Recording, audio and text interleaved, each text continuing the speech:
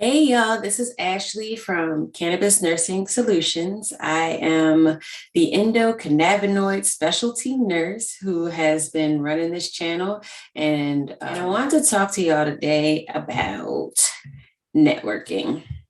So, let's back up some. So, about 6 years ago, if you follow me on Facebook, you would have seen the post, but um, about 6 years ago, I went to my first networking event, right? It was scary and exciting. We got flown to Florida. We were in Bonita Springs for a conference, and we were there to learn, which I knew that was the goal. But the other piece of the goal that I wasn't as aware of at that time was that you're there to network. So whenever you go to a conference, be clear that you're there to not only learn from the expertise that's there, but you're also there to connect with other people. So I remember coming back to work the following week, because I think it was like 3 days or something like that, and coming back to work, and we were expected to document who our new connections were and the things that we learned that we could potentially implement into our role at the time. Okay, fine. All right, so we go, and I was scared to death to talk to all these people. And traditionally, it's not, or depending on the type of conference that you go to, but the ones that I was going to, it was generally very little minority people there. So it was kind of intimidating. Like, it wasn't people that I was familiar with, that I was used to being around. So I was kind of scared to start conversations. I was unsure of what our connection could potentially be. Like, I didn't know how to meet them where they were, or how to find how we could connect to begin with. So it was a very scary and intimidating experience. So fast forward, when you're in as a business owner, it is a requirement that I network regularly, right? And there are different types of networking that exist. So the first things first, you need to know your goals. So when you're networking with people, you may not call it networking, but you are. So really, networking is literally just meeting new people and seeing how you and that person could potentially support each other, build off of each other, or how you can even connect them with another person to help another person out, right? So there are three types of networking, from like a more there are three types of networking. There's operational networking, there's personal networking, and then strategic. So operational is basically, who are the people and the teams that can help you build your business. So finding those experts that know systems, that know, I don't know, different aspects of healthcare, or having a specific type of experience. So, and those people, you need to be intentional about finding and identifying those people. And then there's personal networking. So who are the people who are going to support you emotionally and energetically? So who are those groups out there that kind of know what you're going through, who are able to resonate with you about some of the challenges that you're going through? Finding those people, because a lot of times the people who you are comfortable with are not going to be able to support you in that way. So you have to network to find them. And then there's strategic networking, where basically those are the people who will help you get to where you need to go. Right. And you have to be very intentional about where they are and what they're doing and how they can support you in whatever your journey is. And really, it's about like paradigm shifting, leveling up, things of that nature. So who are the people that can get you from where you are at point A, bottom of the barrel, bad choice of words, but basically the lowest tier of paradigm, to the next tier of paradigm and beyond, right? And a lot of times that strategic networking will be just the person, the next level up, who can take you to the next phase of where you're trying to go. And you'll see that in like mentorship. You'll see that in like coaching. You'll see that in different ways. Sometimes people will do it for free. Sometimes people will charge you for those things, giving you access to their networks of people and all those kind of things. But those are the 3 types of networking. And when you're first starting in any industry, this is really not specific to the cannabis industry, but when you're first starting to network in whatever your new lane is, your new area of expertise, wherever you're trying to go, whatever your new goals are, really what you don't necessarily have your goals in place because you don't even know who the key players are. So being mindful that sometimes you might just be talking to people just to kind of talk to people to figure out who are the key players of the chessboard that you're now playing in, or in the pawn that you're now playing in. Who's the queen? Who's the rook? Who are the pawns? And where are you in that moment? So, and that information is what you can use to find out how to take you where you're trying to go and set the appropriate goals based on what you're trying to do. So let me make sure I'm saying it clearly. You have to know who all is around you in order for you to clearly understand where you fit into the puzzle in order to design goals and be intentional about who you're looking for when you are networking. Right? So the next question that comes to me is, where do you find people to network with? And I think the first thing that you'll think about is social media. It is really a great way to let people know you exist, right? The issue is sometimes is that your niche could be oversaturated in specific areas. So if everybody that you're, from a personal networking point of view, if all of you all have kind of congregated and decided that you all have like minds and support each other, and you all jump into one specific group or, attempt to solicit one specific group, it becomes oversaturated, and the people that you're talking to kind of get turned off because they feel like it's a gimmick, so to speak. So you have to be really creative in where you go to find your prospective connections.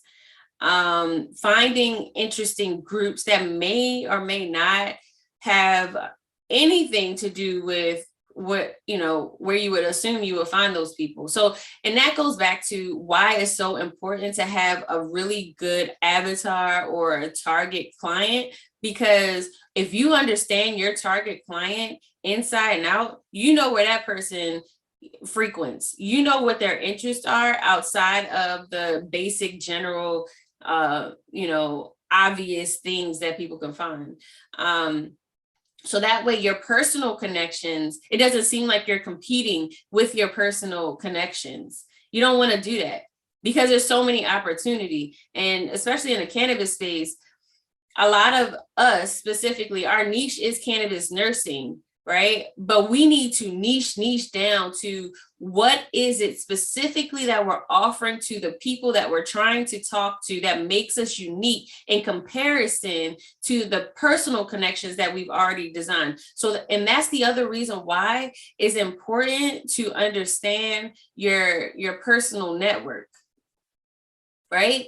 It's important to understand what people's strengths are and what other people's weaknesses are, and to really just have conversation, and not in a competitive way, just in a, I just want to understand where you're trying to go so I don't go where you're trying to go to. I don't want to go where you're going. I don't want to create what you're creating. I want to create something that's specific to me, and it makes it interesting to be able to say, okay, you're doing this, so let me pay attention to what I'm trying to do so I'm not recreating what you're doing, right? And it can also be really collaborative in a way where that person could be doing this on this side of the wall and you could be doing this on this side of the wall, and then you kind of come together and attack it together. So, another reason why those personal connections matter.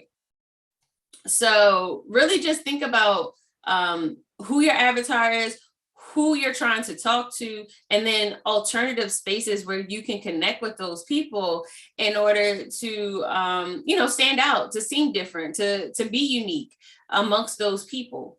And, a lot of times in cannabis nursing specifically, we probably like, oh, everybody's doing cannabis nursing. Well, the reality is everybody that you're talking to is doing cannabis nursing.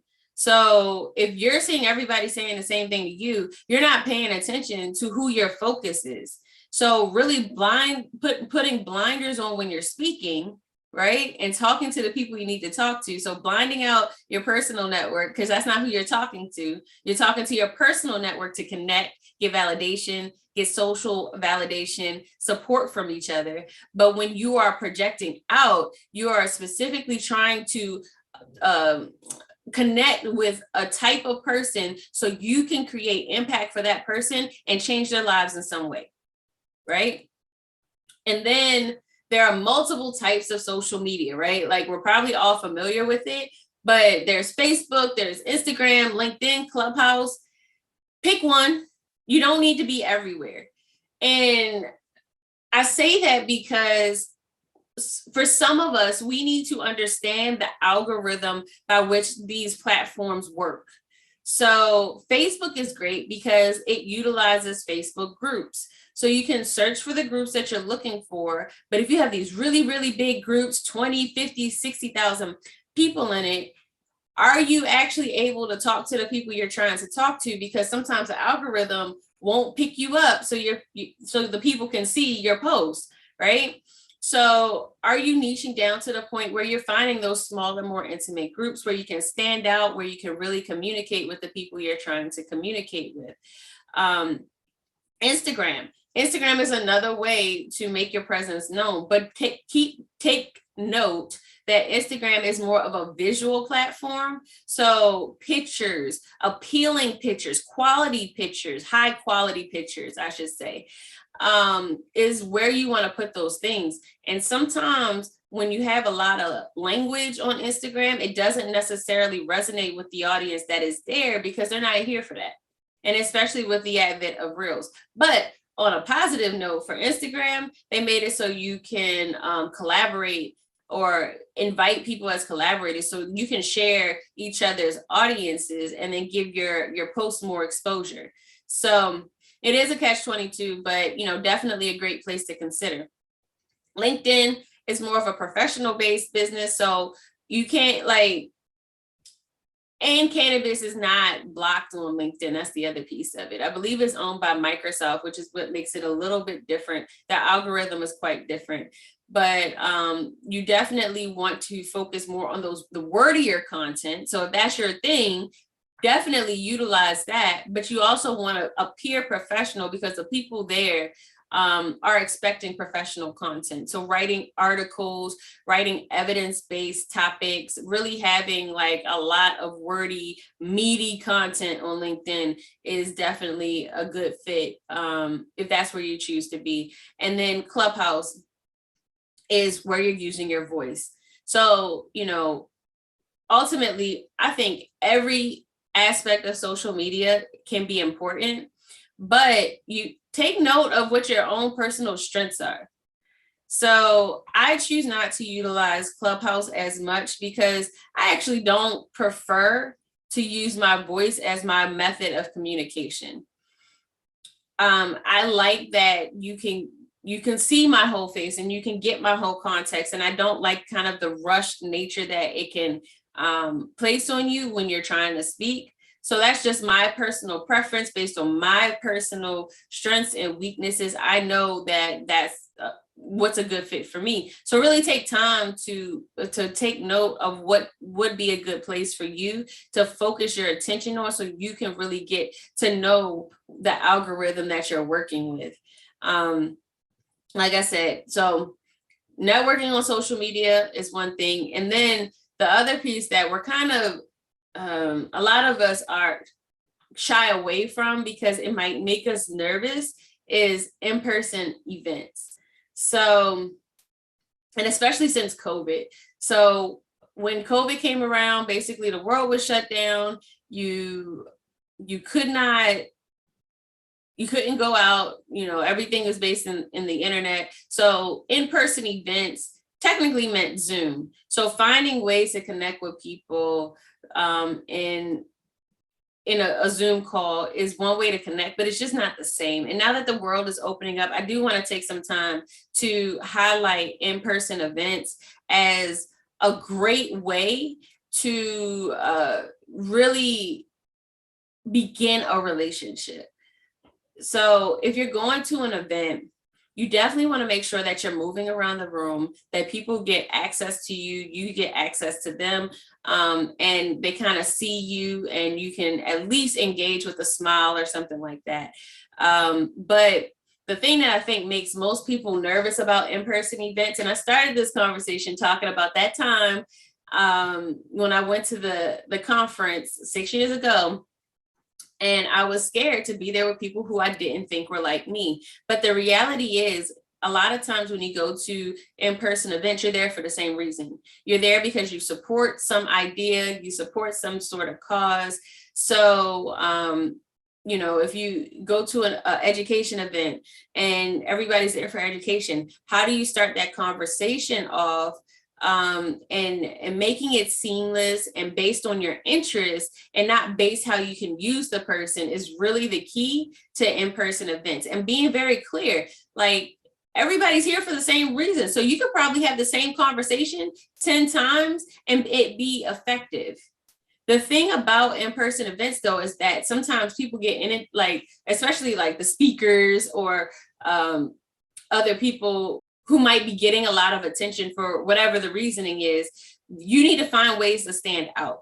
So it's important to find creative ways to make sure that they remember you. So that way, when you do try to connect with them, they remember when you try to, set up a schedule, a follow-up phone call or something along those lines. So one of the things that I've done recently is I purchased what's called a link app. So people like that I have my own QR code. So it's similar to a link tree, but I just show them my QR code. They scan the QR code and they're like, wow, that's kind of cool. And they'll remember me and they get access to all my information in real time. They can see my picture in real time. They can see my links there in real time so they can click through, and the information gets uploaded into their phone and they can save it there in real time. So it'll be in their phone after the event has ended. So finding different ways to make sure that you seem exciting to that person, I think helps out with those in-person events.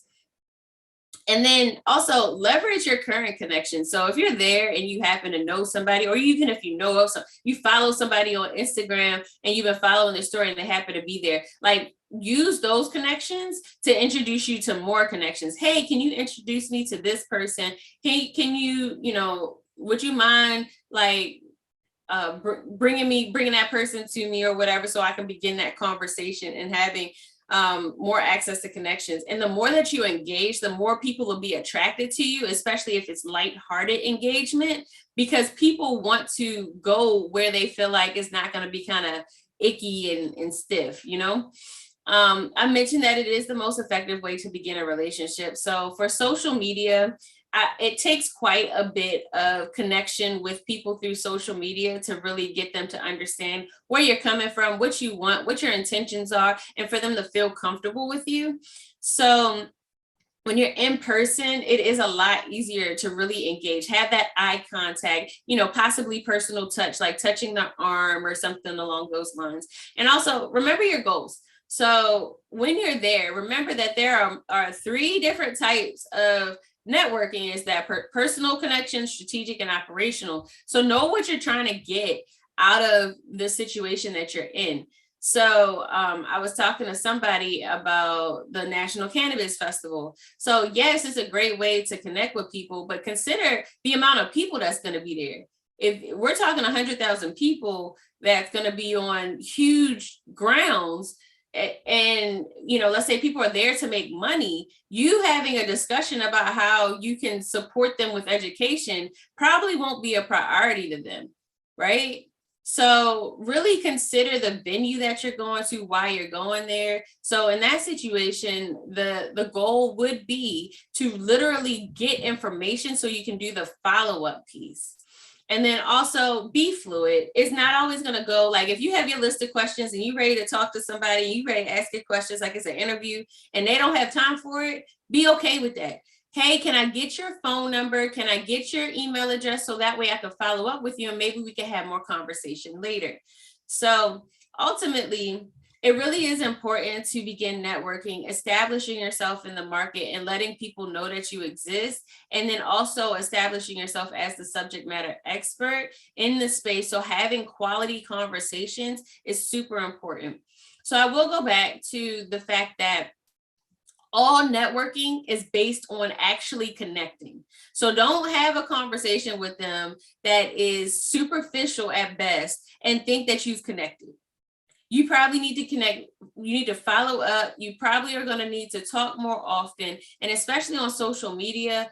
If you find somebody that like maybe interested in your product or your service or what you have to offer, and let's say they don't follow up with you, since you are the service provider or the product offerer, it is your responsibility to follow up with them so that way they can remember you, because we are getting inundated with so much information that you need to make sure that they didn't forget, they didn't, it didn't get lost on their to-do list. So don't be scared to follow up. Hey, I just was checking. I know we talked on this day. You said blah, blah, blah.